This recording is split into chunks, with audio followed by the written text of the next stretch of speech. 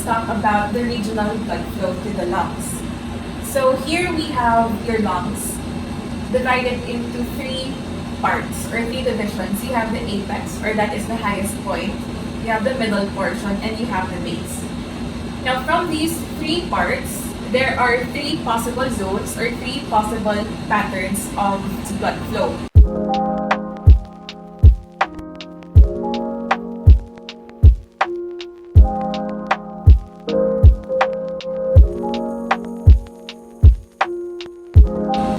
Specifically for the regional blood flow for zone 1, it is known as no flow, meaning there is no blood that is passing through the pulmonary arteries or pulmonary capillaries. So in zone 2, that is known as intermittent, meaning there are certain circumstances that have blood pass through and sometimes blood does not pass through.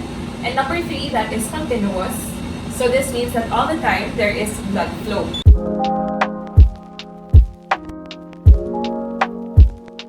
So again, these are possible patterns, but they are not fixed.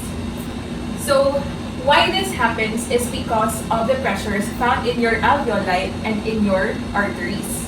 So for this discussion, the arterial pressure is the same as your capillary pressure. So let's take a look at this diagram over here.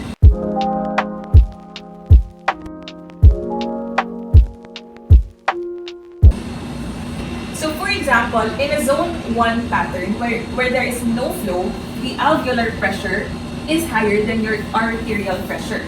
So this would mean that the pressure here of your alveoli is so high that it impinges or ginaipit niya si capillary. Now if your capillary is impinged, then therefore no blood can flow through. So this is for zone 1. And usually zone 1 happens during pathological conditions. But some parts of the lung apex have a zone 1 pattern. Now for zone 2 is intermittent. So the circumstances that allow blood to pass through or not are your systole and diastole.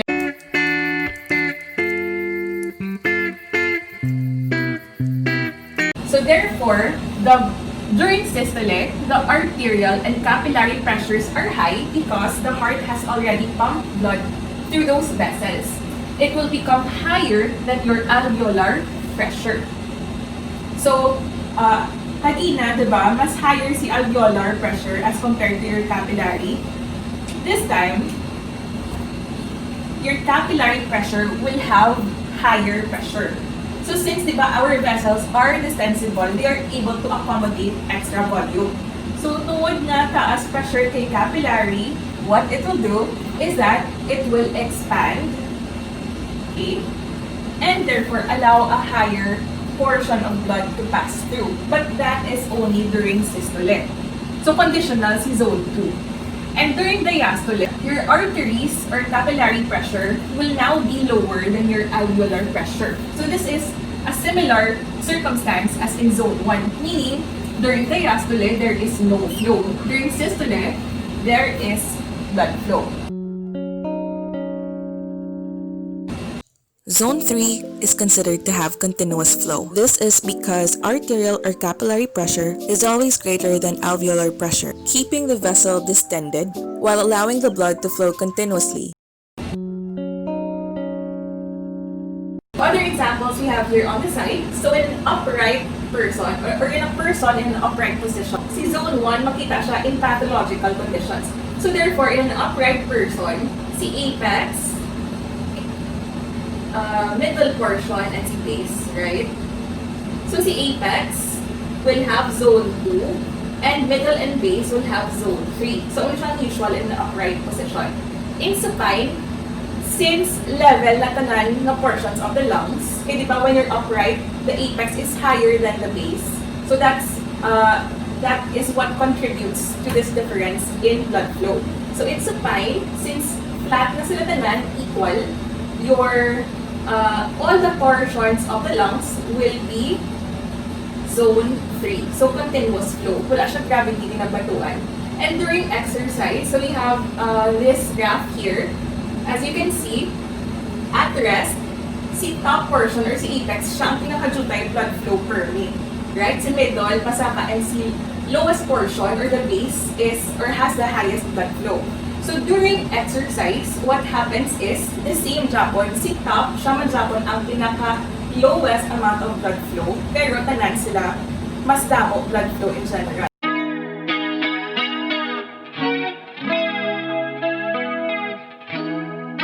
Okay, so let's proceed with how the pulmonary vessels accommodate the extra blood flow. So to accommodate the increased blood flow with exercise, or that happens with exercise, what your body does is that it increases the number of open capillaries. So your capillaries can be collapsed, and during exercise, your body can just open up extra capillaries. So kumbaga, para mas tamong alagyan ang blood. What else? To accommodate the excess blood flow, your capillaries can also be distended. So together, they can accommodate tanan na extra blood that happens with exercise. So these same mechanisms are also the reason why these vessels are able to accommodate the extra volume without a significant increase in pressure. Let's talk about fluid exchange in the lungs. So basically, it is the same as that with your system, diba? But the main difference is that, number one, you have a lower pulmonary capillary pressure. Number two, the interstitial fluid pressure is more negative. Number three, you have higher capillary permeability. And number four, alveolar walls are thick. So mas lower ang capillary pressure sa pulmonary vessels. Si interstitial fluid pressure is much more negative. So this would mean na little changes within the interstitial fluid of the lungs. Okay, mas grabe ang reaction sa lungs. Next, you have high capillary permeability, meaning mas easier makapass through ang certain substances, and alveolar walls are thin.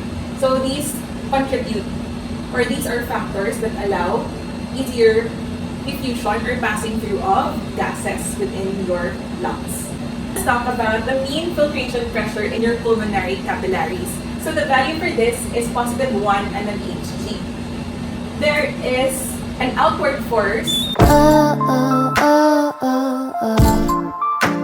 and there is also a pressure pulling substances in towards your vessels. Okay? So for the total outward force, this includes your capillary pressure, your interstitial fluid pressure, and your interstitial colloid osmotic pressure. So all of those total to 29 mmHg. So again, these are forces that push fluid out. Okay. Next, you have your total inward force, which is from the plasma. The total inward force is 28 mmHg. So subtracting the outward and the inward force, you get 1 mmHg. So there is a significance why nagutang sila positive. This is because all the time, there is some fluid always in your interstitial space ng ara sa gwa. And always, this is being taken in by your lymphatic vessels.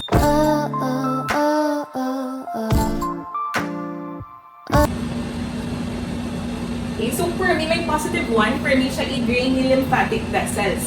So hindi na siya mag-sobra positive 1. If it does grow bigger than positive 1, meaning sobra-sobra na ang fluid.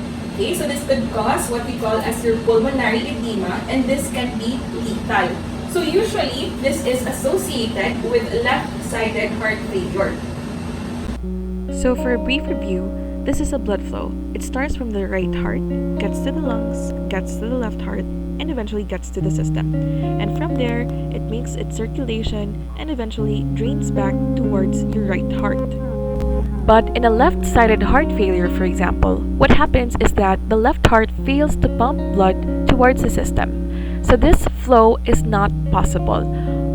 Or even if it's possible, there's only a small amount being given from the left heart to the system. So it's not as efficient. What happens then is that blood starts to pool in the lungs. So ma-accumulate ang blood inside the lungs and as well as other fluids that should have been already put out into the system. So this is what causes pulmonary edema.